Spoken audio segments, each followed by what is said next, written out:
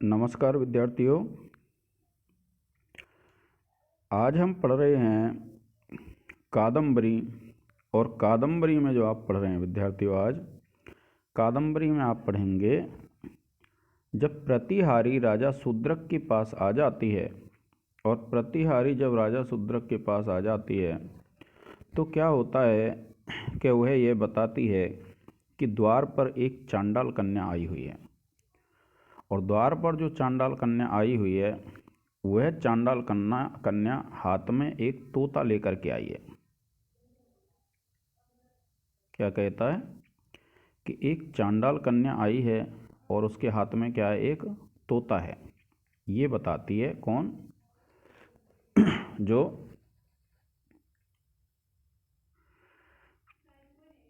प्रतिहारी है। अब देखिए, जो प्रतिहारी है जब इस बात का वर्णन करती है कि महाराज, तो देखिए क्या कहती है प्रतिहारी, क्योंकि इससे पहले जो वर्णन था वो किसका था? प्रतिहारी का। और अब जो वर्णन है वो किसका है? जो प्रतिहारी वर्णन करती है। तो देखिए क्या कहती है प्रतिहारी कि देव कि ही महाराज। क्या कहती है प्रतिहारी कि देव हे महाराज।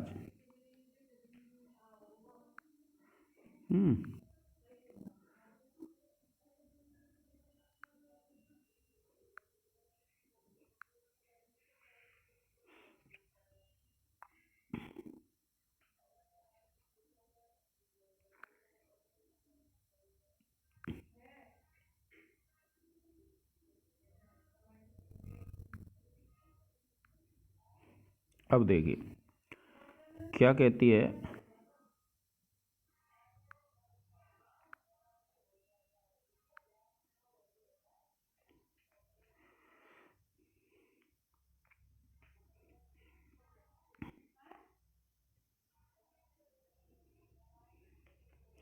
देव महाराज द्वार स्थिता सुरलोकमारोहत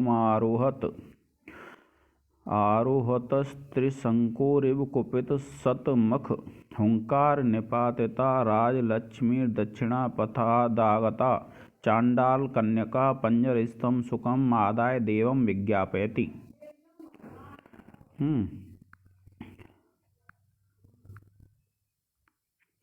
क्या कहते हैं कि देव कि ही महाराज, कि महाराज द्वार स्थिता, द्वार स्थिता कहते हैं द्वार पर स्थित, द्वार स्थिता यानी द्वार पर स्थित सुर लोकम आरोहत। सुर कहते हैं देवताओं को, लोकम कहते हैं लोक से, आरोहत कहते हैं चढ़ते हुए। क्योंकि ऐसी एक राजा त्रिशंकु की कथा मिलती है कि वह सुरलोक में अर्थात जो देवलोक है अर्थात जो स्वर्ग है उसको में चढ़ रहा था। यानी उसकी ये इच्छा थी उस राजा त्रिशंकु की कि मुझे अपने शरीर के साथ ही स्वर्ग में जाना है। तो इसलिए क्या है, वो क्या कर रहा था, उस सुरलोक में चढ़ रहा था। और जब ये सुरलोक में जब चढ़ रहा था वो, तब क्या होता है उसके बाद का वर्णन है विद्यार्थी। तो देखिए कि सुरलोकम आरोहत यानी सुरलोक में चढ़ते हुए।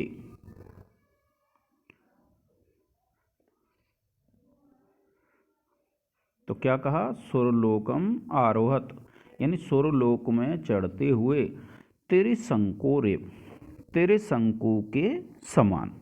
तो त्रिशंकोरेव ये जो आया है तो त्रिशंकु के समान, तो यहाँ पर कौन सी व्याकरण टिप्पणी बन जाती, सॉरी विशेष बन जाता है हमारा इसमें विद्यार्थियों, क्या है? उपमा अलंकार है। क्या कहा? त्रिशंकुरेव यानी इसमें क्या है आपका उपमा अलंकार है।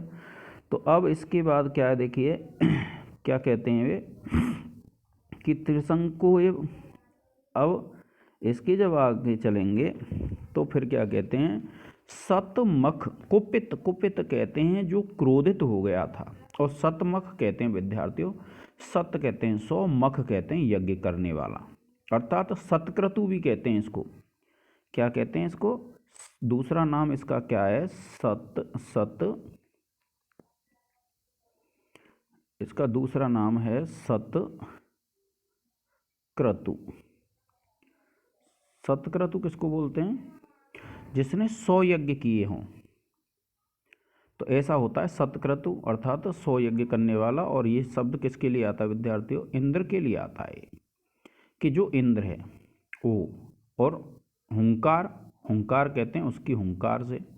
और कुपित, जो क्रोधित हो गया था, क्योंकि जब त्रिशंकु अपने शरीर के साथ और किस में चढ़ रहा था?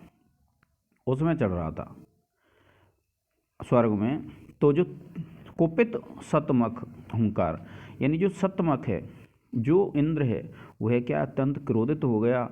और उसकी जो हुंकार थी उससे निपातिता यानी गिरे गए, गिराए गए। निपातिता का तात्पर्य क्या है? गिराए गए। निपातिता यानी गिराए गए। राजलक्ष्मी एव, मानो राजलक्ष्मी के समान। क्या है? राजलक्ष्मी एव यानी मानो राजलक्ष्मी के समान। दक्षिणा पथाद आगता, कि दक्षिणा पथाद, कि दक्षिणा पथ से यानी दक्षिण मार्ग से आगता आई हुई। चांडाल कन्या, यानी चांडाल कन्या है एक, और चांडाल कन्या यानी उस चांडाल कन्या है। और पंजर कहते हैं पिंजरे को, पंजर स्तंभ यानी पिंजरे में स्थित। सुकम आदाय, सुक कहते हैं तोते को लेकर के, कि सुकम आदाय यानी तोते को लेकर के। देवम विज्ञापयति, देव को विज्ञापित करती है, देव से निवेदन करती है। क्या निवेदन करती है? वह जो चांडाल कन्या है वह ये निवेदन करती है कि सकल भुवन तल, देखिए एक बार पुनः देख लेंगे, कि देव, हे देव, द्वार स्थिता, द्वार पर स्थित है। सुरलोकम आरोहत, सुरलोक पर चढ़ते हुए। त्रिशंकु के समान,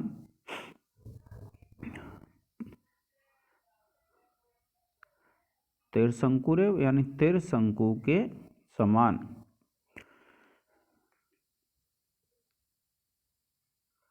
तो फिर क्या कहते हैं ये?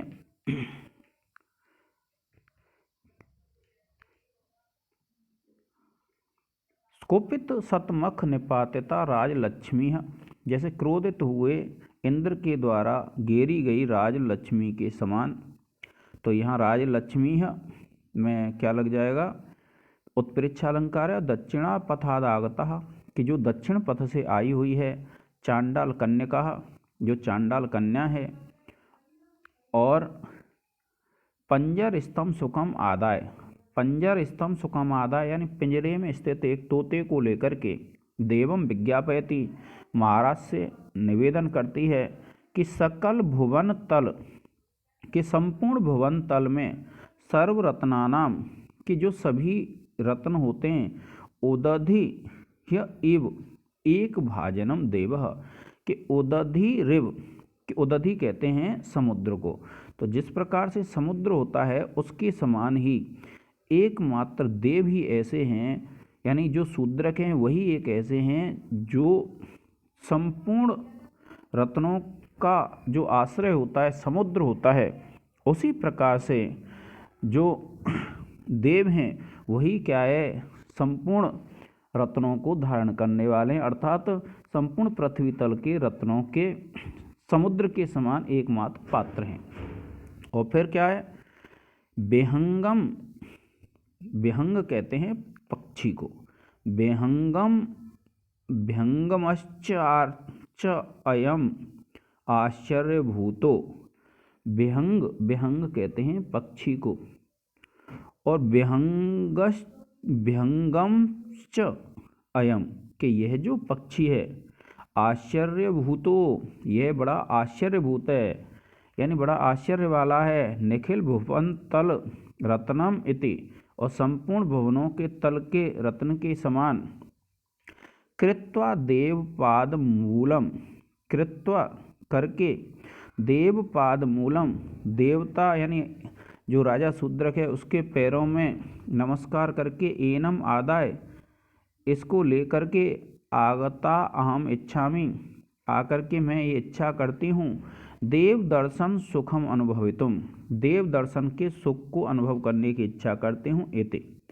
एतद आकर्ण्य इस बात को सुन करके, एतद आकर्ण्य इस बात को सुन करके, देवः प्रमाणम प्रणामामि इत्युक्ता विरराम कि महाराज को प्रणाम करती हूँ। और ऐसा कह करके विरराम वह जो प्रतिहारी थी वह चुपचाप हो गई। इसके बाद क्या होता है, उपजात कौतूहलस्तु यानी जिसके अंदर कौतूहल उत्पन्न हुआ था, राजा ऐसा जो राजा था, समीपवर्तिनाम राज्ञाम अवलोक्य पास में जो बैठे हुए थे उन राजाओं के मुखानी मुखों को देख करके, उनके मुख को देख करके, को दोषः प्रवेश्यताम इत्यादि देश कि इसमें क्या दोष है, प्रवेश कराई है, ऐसा उसने आदेश दिया। क्या कहते हैं, उपजात कौतूहलस्तु राजा कि जिस राजा के मन में कौतूहल उत्पन्न हो गया था, समीप वर्तनाम राज्ञाम अवलोक्य मुखानी यानी उसके जो पास में बैठे हुए थे ऐसे उन राजाओं के मुखों को देख करके, वह जो राजा शूद्रक है, को दोषः प्रवेश्यताम इत्यादि देश कि इसमें दोष क्या है, प्रवेश कराइए, ऐसा उसने आदेश दिया। देखिए एक बार पुनः देख लीजिए कि देव कि महाराज स्वर्ग लोक में शरीर जाते हुए त्रिशंकु राजा की क्रुद्ध इंद्र की हुंकार से नीचे गिराई गई राजलक्ष्मी के समान दक्षिणा पथ से आई हुई एक चांडाल कन्या पिंजरे में एक तोते को लिए हुए द्वार पर खड़ी है और आपसे यह निवेदन करती है कि आप ही संपूर्ण पृथ्वी तल के समस्त रत्नों के समुद्र के समान एकमात्र सत्पात्र हैं और यह सुख अत्यंत विस्मय वाला है। तो ऐसा मान करके मैं आपके चरणों में यह तोते को लेकर आई हुई हूँ और आपके दर्शन सुख का अनुभव करना चाहती हूँ। यह सुनकर आपकी आज्ञा, ऐसा कहकर चुप हो गई और उत्सुक हुए राजा ने उसके समीपवर्ती अन्य सामंत राजाओं के मुखों को देखकर क्या दोष है, प्रवेश कराओ, इस प्रकार से कहा। तो ये जो है इसका तो तब आपको क्या करना है, फिर आपको इसका अर्थ लिखना होता है विद्यार्थी। और ये जो अर्थ होता है इस अर्थ को जब आप लिख देंगे तो आपकी व्याख्या पूर्ण हो जाती है। अब किस तरीके से करना है, हमको इसमें ये ध्यान रखना होता है कि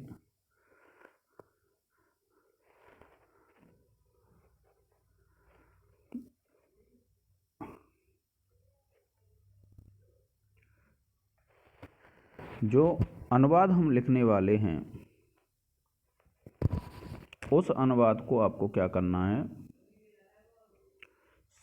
लिखने के बाद फिर उसका जो भावार्थ है उसको लिखना है।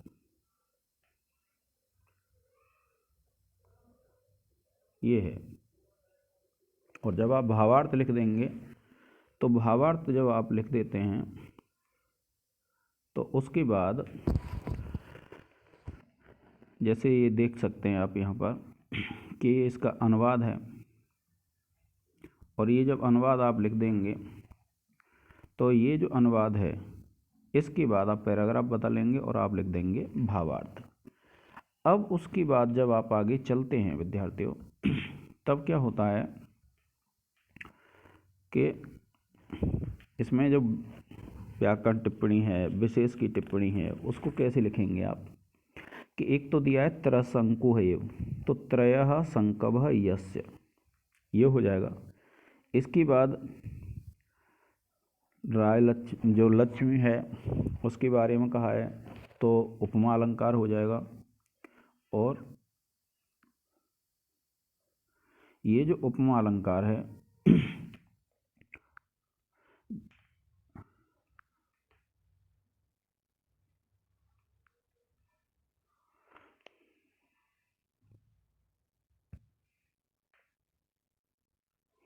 उपमा अलंकार, फिर उसके बाद जब आप चलेंगे तो देखिए एक जो शब्द आया है इसमें क्या आया है, एक तो आया है द्वार स्थिता, सुरलोकम आरोहता।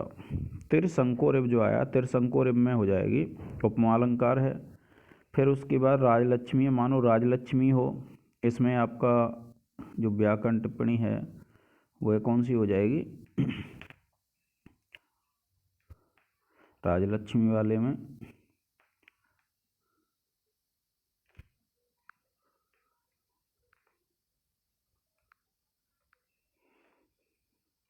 तो राजलक्ष्मी वाले में जो व्याकरण टिप्पणी है आपकी,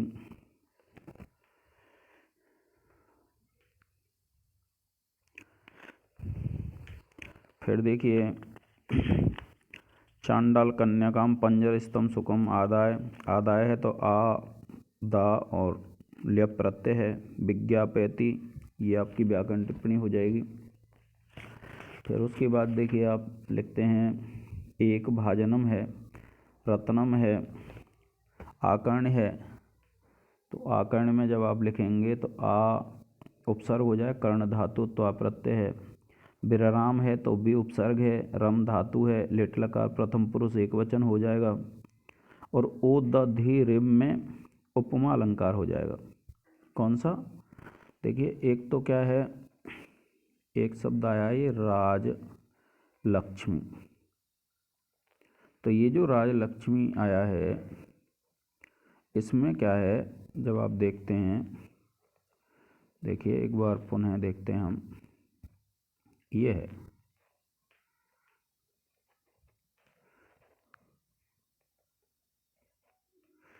तो देखिए ये जो राजलक्ष्मी शब्द है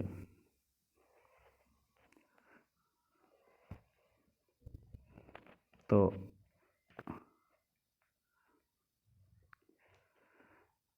ये तिरसंको है, तो इसमें तो क्या हो जाएगी आपके उपमा अलंकार, राजलक्ष्मी में हो जाएगा उत्प्रेक्षा अलंकार। और देखिए यहाँ पर जो आया है ओदधि, यहाँ पर ये जो है तो ओदधि है,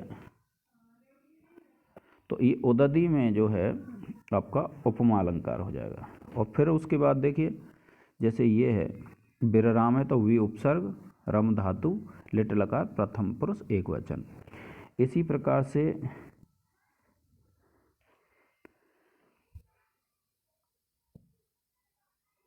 आकर्ण है, आकर्ण कहते हैं सुन करके, क्या कहते हैं, आकर्ण ये जो है तो आकर्ण माने होता है सुन करके, तो आ है, आ उपसर्ग हो जाएगा, कर्ण धातु है, ल्यप प्रत्यय हो जाएगा।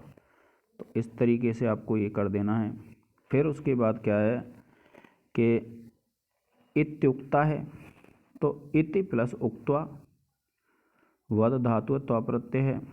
फिर उसके बाद है और भी हैं, जैसे इत्य आदि देश है तो आ उपसर्ग, दिस धातु और लिट लकार प्रथम पुरुष एक वचन है।